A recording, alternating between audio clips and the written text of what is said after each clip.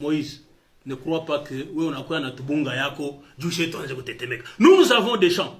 Dieu a cousu ma intrant, ma semence, ma nini. Est-ce qu'il y a rupture? On t'a appris qu'il y a rupture.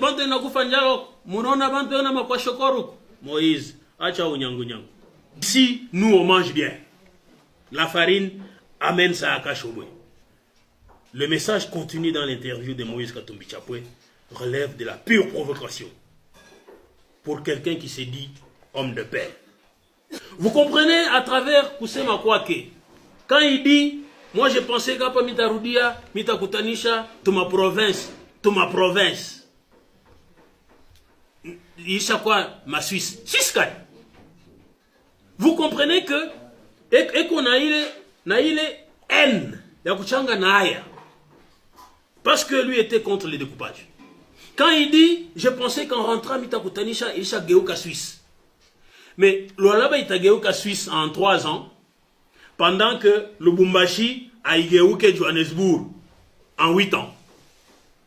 Mais est-ce qu'il y a un raisonnement cartésien? Cartésien, Joksema Yabantu Bagiri. Oui, tu as promis. Lui a promis. Mais moi, j'étais à Lubumbashi encore à cette époque. Michel Tokaka Lubumbashi depuis Zamani, Moïse, you bien, on se connaît.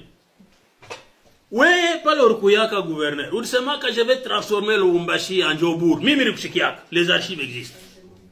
Ça, c'est Léo. Oui, on a Ouliza. Mouye, je sais, est-ce qu'on a Geuza, l'Olaba il a quoi Suisse en 3 ans? Oui, on a Geuza, Lubumbashi il a quoi Djobour en 8 ans? Si tu étais allé à l'université, tu ne te permettrais pas de raisonner comme ça? Nous mettons Moïse Katumbi Chapwe sévèrement en garde et le déclarons persona non grata au là-bas. Sinon, le sang va effectivement couler comme... Mais, au lieu de coucou, baki alors coucou. Mais comme on a couillé on ne va pas te laisser te promener comme dans un champ de maïs. Ushikuye lwako huku injo Swahili. Ushikuye lwako huku. Tunakatala yuko lwalaba aina kwenu, sisi tunakatala.